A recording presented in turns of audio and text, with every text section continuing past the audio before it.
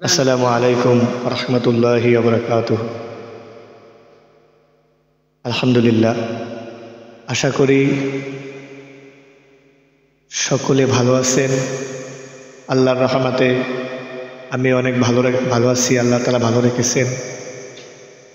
আজকে একটা বিষয়ে কথা বলবো। মানুষ মানে ভুল, মানুষের জীবনে চলার পথেই ভুল, মানুষের কথায় নানান ভুল হয়ে থাকে।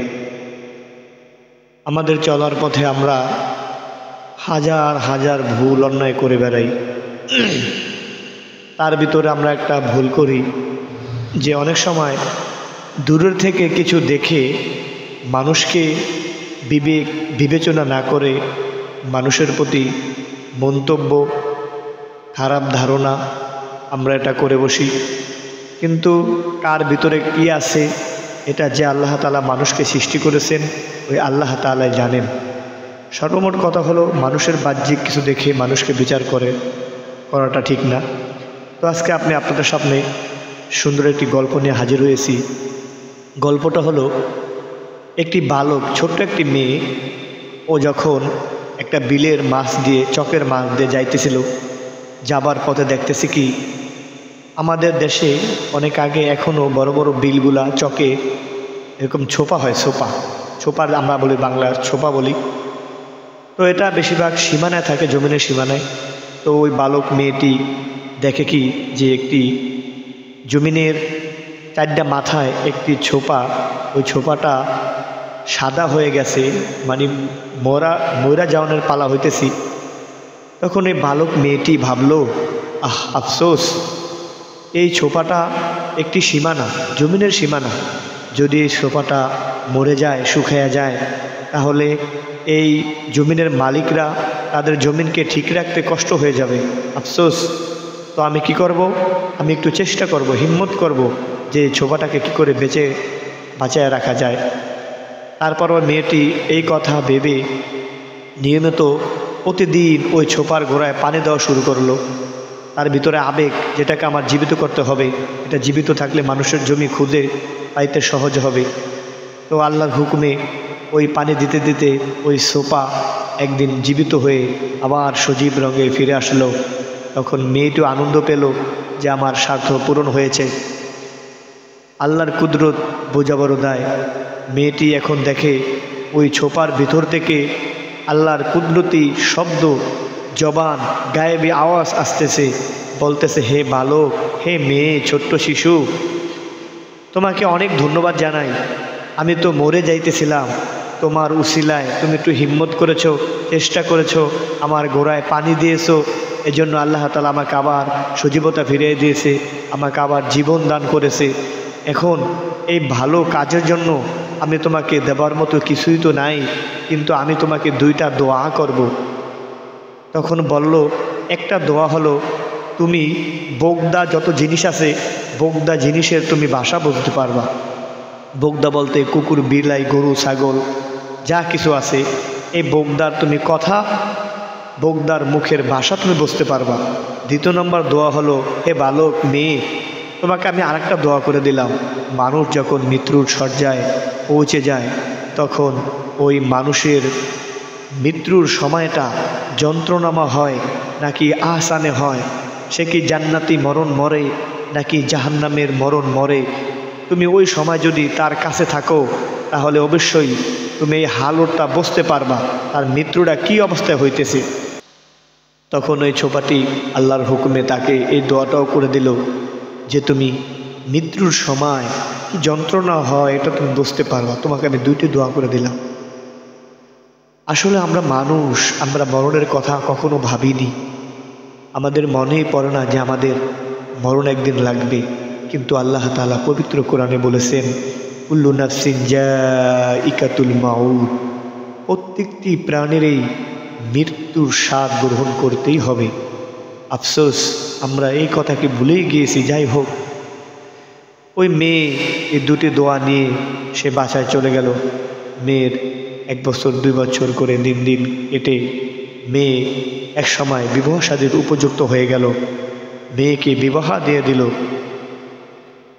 ওই দুইটি দোয়া ওই মেয়ের মনের ভিতরে আছে, সে কাউকে আদৌ বলেনি। যখন মেয়েটি পরের বাড়িতে স্বামীর বাড়িতে গেছেন, তখন কিছুদিন পরে তাদের এলাকায় শাশুড়ি বলতেছে, বৌমা তুমি বাসায় থাকো, আমাদের এলাকার ওই জমিদার মারা যাবে, মৃত্যু শয্যায়, মৃত্যুর বিছানায় পড়ে গেছে, মনে হয় বাঁচবে না, আমি তাকে যাই একটু দেখে আসি।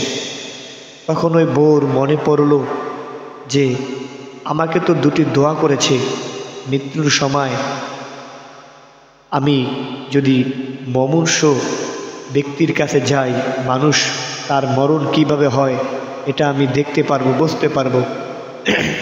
তো মনে মনে ধারণা করে শাশুড়িকে বলতেছে, মা আপনার সাথে আমিও যাব। শাশুড়ি বললেন, বৌমা তোমার যাওয়া দরকার নেই, তুমি থাকো। তখন বৌমা বললেন, না আমি আপনার সাথে যাব, আমিও যা দেখব। তখন যাবার সময় ওই জমিদারের মৃত্যু এত কষ্টে হইতেছিল, এত কষ্ট পাইতেছিল, ওই বৌমা দেখে আর সহ্য করতে পারে নাই, তার চোখ দিয়ে দর করে পানি চলে আসলো।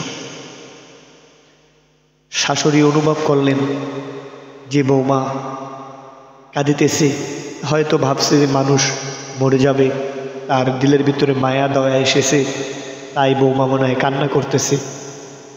এই কথা বলার পরে যাক তারা শাশুড়ি বৌমা বাসায় চলে আসলো। কিছুদিন যাবার কিছুদিন পরে আবার আর একটা জীর্ণ শীর্ণ এক মুসলমান গরিব, তার মৃত্যুর সময় চলে আসলো। একইভাবে শাশুড়ি বললেন, বউ বললেন, মা আমি আপনার সাথে যাব, আমিও যাই দেখব। তারপরে একই ঘটনা হলো, শাশুড়ি বউকে নিয়ে গেল। তো ওই মুসলমান গরিব লোকটার এত সুন্দর আসানি ইমানের সাথে যে তার মরণটা হয়েছে, ওই বউ ওটা দেখে সে অনেক তৃপ্তি পেয়েছেন, অনেকটা খুশি হয়েছেন। খুশির চোটে সে মুস্কি হাসি দিলেন যে আলহামদুলিল্লাহ, আল্লাহ তোমার এই বান্দাটার মৃত্যু কত সুন্দর না হয়েছে। শাশুড়ির মনের ভিতরে এখন চক্রান্ত শুরু হয়ে গেল, গোলমাল শুরু হয়ে গেল। চিন্তিত হয়ে গেলেন শাশুড়ি যে বউকে আমি আরেকদিন নিয়ে আসলাম, জমিদার মরার সময় সে কান্নাকাটি করলো, তার মন খারাপ ছিল, চোখে পানি আসলো। আর আজকে এই লোকটা মরার পরে সে কাঁদলো না, সে হাসলো। আমি তো বুঝতে পারতাছি না এটা আবার কেমন বউ, এর ভিতরে কি জানি আছে। শাশুড়ি সন্দেহ করে বসে রইল। কিছুদিন যাওয়ার পরে যখন গভীর রাত হয়ে গেল, রাত 1টা-2টার সময়, নিদপ্ত, চারদিকে অন্ধকার অন্ধকার অন্ধকার নির্জুম, তখন সে শুনতে পেল নদীর পাড়ে কুকুরে ডাকতেছে, হেউ হেউ করে, ঘেউ ঘেউ করে কুকুরে ডাকাডাকি করতেছে। বউ তো বগদার ভাষা বোঝেন, বউ শুনতেছে কুকুর ডেকে ডেকে বলতেছে, ও আল্লাহর বান্দারা, নদীর ঘাটে একটি লাশ এসেছে, লাশ, এই লাশের গায়ে কিছু স্বর্ণ আছে, স্বর্ণ, এই স্বর্ণের জন্য আমরা লাশটাকে খাইতে পারি না। হে মানুষ সম্প্রদায়, তোমরা যদি কেউ কাছে থাকো, এই স্বর্ণ অলঙ্কারগুলো তোমরা নিয়ে যাও, তারপর আমরা লাশ খাইব। বউ যখন এই কথা শুনল, বউ তো ক্লিয়ারলি কথা বুঝতে পারলেন। সে লাফ দিয়ে ঘুম থেকে উঠে নদীর পাড়ের দিকে হাঁটা বাজাইলেন। এমনটা সময় শাশুড়ি জাগনা পেয়ে গেলেন। শাশুড়ি চিন্তিত হয়ে, ব্যাপার কি, নতুন বউ, এখন তোরই 1 বছর 2 বছর হয় নাই, এই নতুন বউ এত রাত্রে, গভীর রাত্রে পুকুরে ঘাউ ঘাউ করে, তারপরেও সে একা একা নদীর পার কি করতে যায়, আমার তো দেখতে হবে। এই কথা বলার সাথে সাথে শাশুড়ি বউর পিছু করেছেন। এক পর্যায়ে বউ নদীর পাড়ে যেতে যেতে যায়, দেখে কিছু কুকুরের সামনে একটি লাশ পড়ে আছে। লাশের গায়ে কিছু স্বর্ণ অলংকার। শাশুড়ি দূর থেকে দেখে লাশের সামনে বউ বসে পড়েছে, লাশের গায়ে হাত দিয়েছে। এটা দেখেই শাশুড়ির মাথায় আর কিছু ধরল না। শাশুড়ি দৌড় মেরে বাসায় চলে আসলেন। ভয় ঢুকে গেলেন যে ঘটনা আমি যেটা সন্দেহ করেছিলাম সেটাই তো ঘটে গেল। এই বউ প্রথম দিন মৃত্যু ব্যক্তিকে দেখে কাঁদলেন, পরের দিন মৃত্যু ব্যক্তিকে দেখে বউ হাসলেন।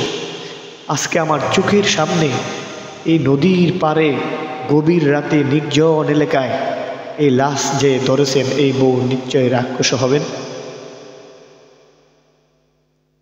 এই বউ রাক্ষস, সে মানুষ খায়, এই জন্য তার এই কাণ্ড তার ভিতরে প্রকাশ পেয়েছে।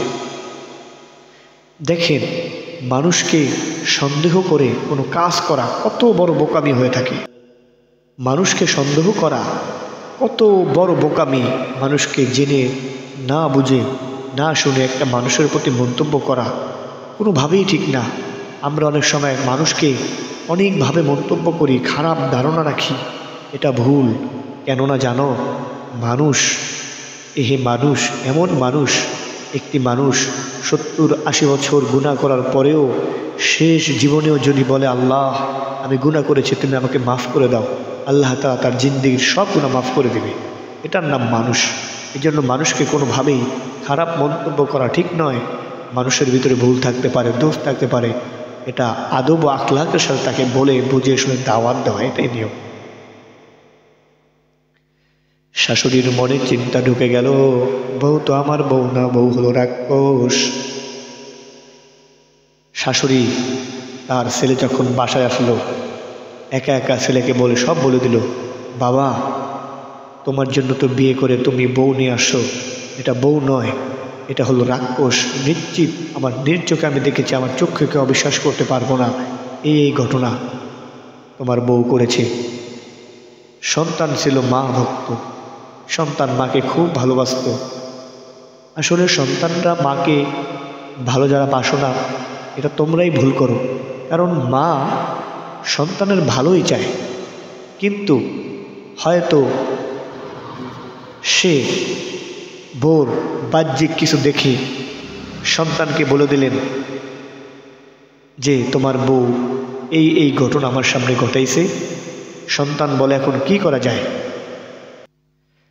মা বলে, বাবা তুমি এই বউকে মেরে ফেলাও, মায়েরা ফেলাও, নয়তো বা তোমাকেও বউ খেয়ে ফেলবে। সন্তান বলে, মা আমি কি করব বলো, তুমি তো মিথ্যা কথা বলো নাই, যা দেখছো তাই তো বলছো। সন্তান বলে, মা তুমি কি করতে বলো? মা যুক্তি দিলেন, তুমি ডাকাতকে বলে আসো, তুমি বউকে বাপের বাড়ি যাওয়ার কথা বলে বউকে রাজি করাবা। যখন বউ বাপের বাড়ি যাওয়ানোর জন্য তোমার সাথে যাবে, জঙ্গলে ডাকাত থাকবে, তখন মেরে ফেলবে বউকে। এই ষড়যন্ত্র তারা করতেছিল। আলহামদুলিল্লাহ, সময় সংকীর্ণ, আলোচনাটা আল্লাহ আরেকদিন করবেন ইনশাআল্লাহ।